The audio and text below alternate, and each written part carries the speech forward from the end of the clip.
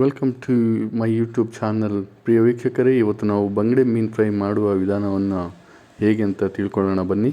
ನಾವಿಲ್ಲಿ ಅರ್ಧ kg ಬಂಗಡೆ ಮೀನನ್ನು ನಾನು ತೊಗೊಂಡಿದ್ದೇನೆ. ಅದಕ್ಕೆ ಮಸಾಲೆಗೆ ಏನೇನು ಬೇಕಂತೇಳಿ ಈಗ ನೋಡೋಣ. 8ರಿಂದ 10 ಎಸಳು ಬೆಳ್ಳುಳ್ಳಿ, ಒಂದು 2 ಇಂಚು 3 ಇಂಚು ಶುಂಠಿಯನ್ನು ತೊಗೊಂಡಿದ್ದೇನೆ.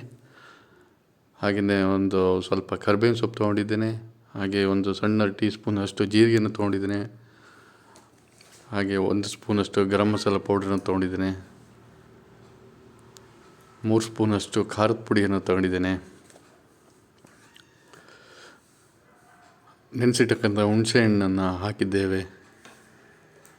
ಸ್ವಲ್ಪ ಅರಿಶಿನ ಪುಡಿಯನ್ನು ಹಾಕ್ಕೊಳ್ಬೇಕಾಗ್ತದೆ. ರುಚಿಗೆ ತಕ್ಕಷ್ಟು ಉಪ್ಪನ್ನು ಹಾಕ್ಕೊಳ್ಬೇಕಾಗ್ತದೆ ಮಸಾಲೆಗೆ. ಈಗ ಮಸಾಲೆಯನ್ನು ರೆಡಿ ಮಾಡಿ ಇಟ್ಕೊಂಡಿದ್ದೇವೆ. ಈಗ ಕ್ಲೀನ್ ಮಾಡಿರ್ತಕ್ಕಂಥ ಬಂಗಡೆ ಮೀನಿಗೆ ಮಸಾಲೆಯನ್ನು ಹಾಕಿ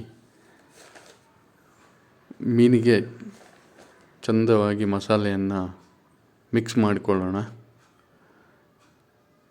ಎಲ್ಲ ಕಡೆನೂ ಮಸಾಲೆ ಹತ್ತಿರಬೇಕು, ಮಿಕ್ಸ್ ಆಗಿರಬೇಕು. ಮಸಾಲೆಯನ್ನು ರೆಡಿ ಮಾಡಿಕೊಂಡು 30 ನಿಮಿಷಗಳ ಕಾಲ ಮೀನನ್ನು ಹಾಗೆ ತೆಗೆದಿಟ್ಟಿರಬೇಕು. ತಕ್ಷಣ ಫ್ರೈ ಮಾಡಲಿಕ್ಕೆ ಹೋಗಬಾರ್ದು. ಈಗ 30 ನಿಮಿಷಗಳ ಆದಮೇಲೆ ನಾವಿಲ್ಲಿ ಫ್ರೈ ಮಾಡಲಿಕ್ಕೆ ತವಾವನ್ನು ತಗೊಂಡಿದ್ದೇವೆ. ಅದಕ್ಕೆ ಫಸ್ಟು ಒಂದು 2 ಸ್ಪೂನಷ್ಟು ಆಯಿಲನ್ನು ಹಾಕಿ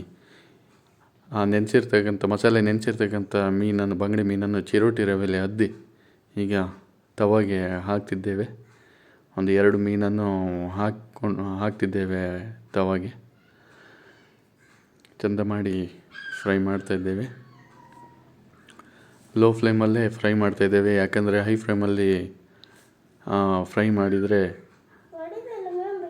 ಹೊತ್ತೋಗ್ತದೆ ಮೀನು, ಮಸಾಲೆ ಎಲ್ಲ ಹೊತ್ತೋಗ್ತದೆ. ಆದರೆ ಮೀನು ಒಳಗಡೆ ಬೆಂದಿರೋದಿಲ್ಲ.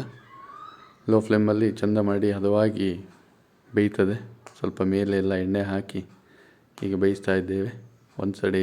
ಒಂದು ಕಡೆ ಬೆಂದಿದೆ, ಈಗ ಮತ್ತೊಂದು ಕಡೆ ಬೇಯಿಸ್ತಾ ಇದ್ದೇವೆ.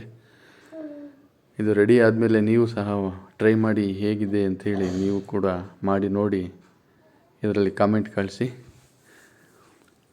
ಮತ್ತು ಆಯಿಲನ್ನು ಹಾಕಿ ಫ್ರೈ ಮಾಡ್ತಾಯಿದ್ದೇವೆ.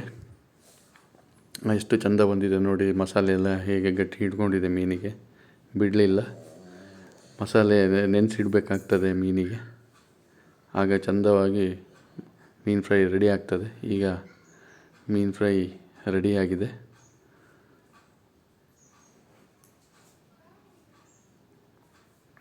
ನೀವು ಸಹ ಮಾಡಿ ಟೇಸ್ಟ್ ಹೇಗಿದೆ ಅಂತ ಹೇಳಿ ನಮಗೆ ಕಳಿಸಿ, ಕಾಮೆಂಟ್ ಮಾಡಿ. ಈಗ ತಟ್ಟೆಗೆ ಸರ್ವ್ ಮಾಡ್ಕೊಂಡಿದ್ದೇವೆ. ಈಗ ಮೀನು ರೆಡಿಯಾಗಿದೆ. ನೀವು ಸಹ ಟ್ರೈ